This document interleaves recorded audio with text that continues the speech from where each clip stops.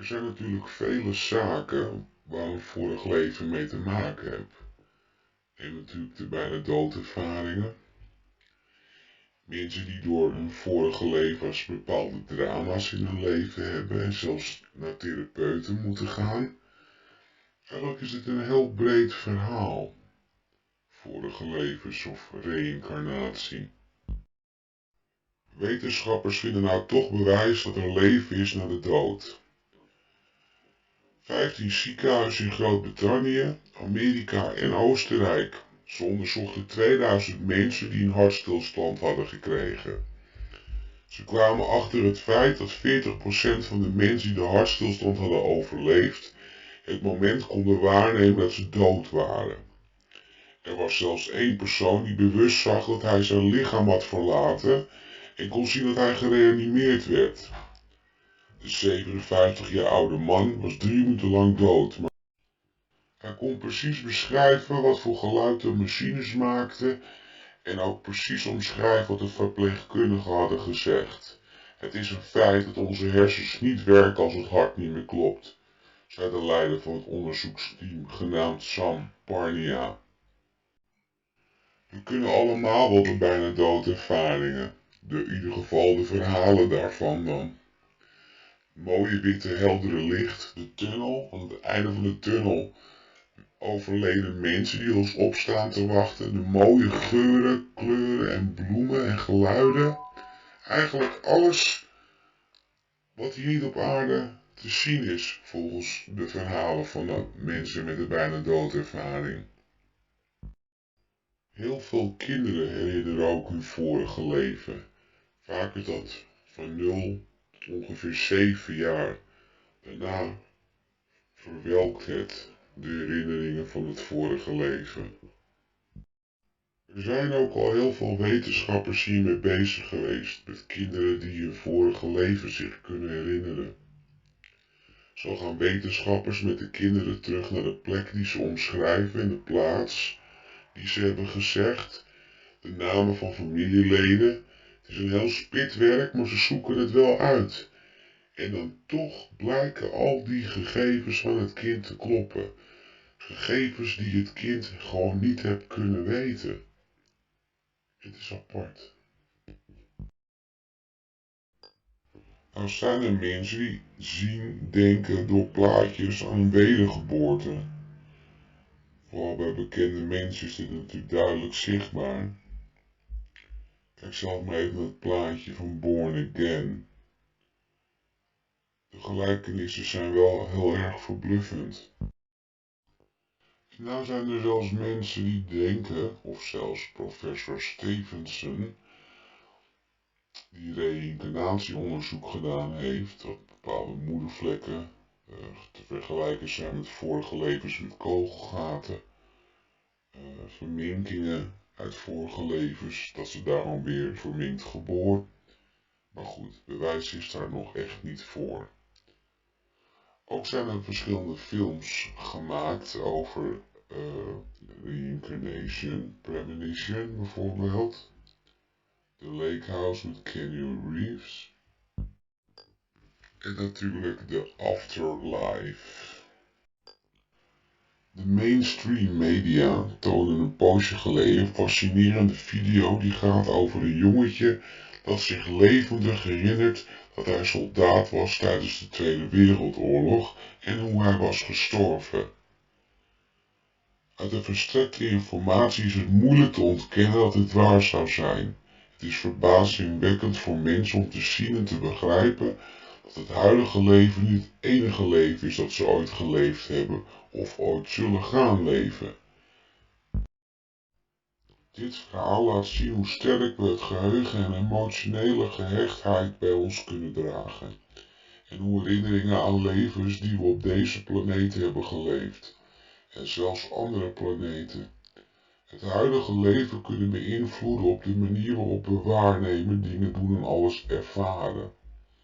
Er zijn ook een aantal belangrijke punten in de videoclip die laten zien hoe die kleine jongen zich als ziel herinnert dat hij de familie koos waarin hij zou incarneren en toont aan dat we alles kiezen voor ons grootste goed, zodat we kunnen groeien en vooruitgaan in de evolutie van onze ziel.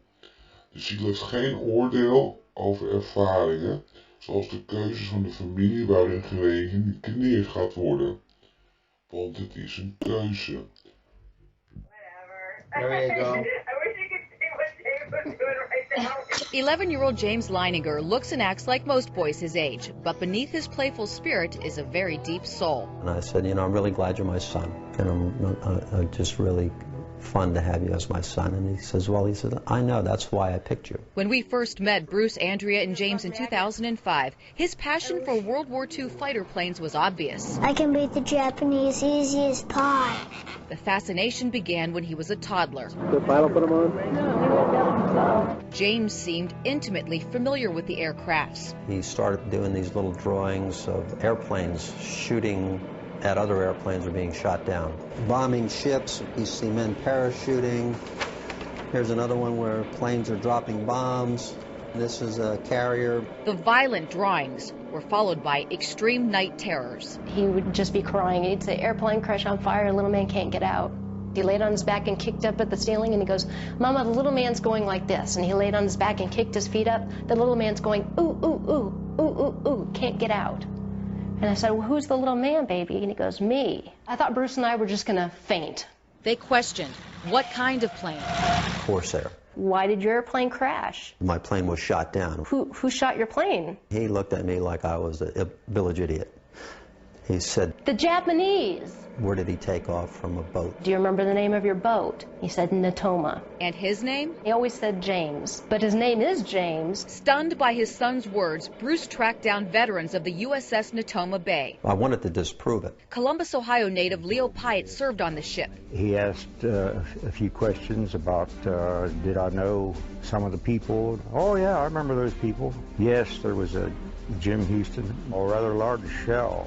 Just hit him in the engine, and it burst into flames and went down. It was all real. James Houston, born and raised in the Midwest, was shot down over Chichijima, Japan. He got very quiet. The Leiningers were speechless again when James met Natoma Bay veterans and recognized them by name. You're Bob Greenwald. I'm serious. He'd never met Bob Greenwald. No, he'd never met him before. They tracked down James Houston's sister, Ann. And he goes, it's not Ann, it's Annie. She wasn't my oldest sister. I had an older sister than that. And I said, you did? Who was that? And he goes, Ruth. I mean Ruth. Eddie is what they called me when I was little. Knowing my name and my sister's name, things that my brother did when he was a kid. It's too amazing to describe. James recalled his favorite childhood possessions, and when we spoke to them via Skype, they shared one specific story involving James Houston's mother. Annie had sent James the picture that her mother had painted of James Houston.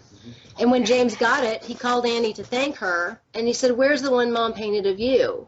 And so she went and found it and sent a copy, and later on she told us that no one in the world except her brother and sister knew that there was an identical picture of Annie when she was the same age. Amazing stories like that caught the attention of Japanese filmmakers. Not long after our story aired, they flew James and his entire family to Chichijima, Japan, and the site of James Houston's plane crash. Took a tour of the island, got up on a ridge overlooking the harbor. James said, this is where the planes flew in the day my plane was shot down. Without any help, James knew exactly where the plane crashed. They held a memorial service and dropped flowers over the wreckage.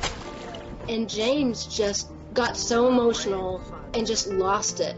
And it was just the most heart-wrenching thing. But when it was over, it was cathartic. You know, it still gives me goosebumps to think that we actually got there and we were there and we were able to close the loop, especially for James, that it was something really important to him. And when they returned, the death and destruction pictures were replaced with this. There's dolphins and there's the Japanese ship has its flags flying. At James's urging, they put all of this and many more incredible stories on paper and published this new book, Soul Survivor. I hope that it helps people understand the meaning of how precious life is, how fast it can just blow away. The Leiningers say they aren't promoting reincarnation, before James, they didn't believe in it. And I really believe that there's a purpose to this story, and that the God that created us wants this story told. And I also hope that it opens people's eyes up to reincarnation. You do? Yeah, I hope it opens people's eyes up to the fact that reincarnation can happen. It is a possibility. It's not a lie. Suzanne Stratford, Fox 8 News.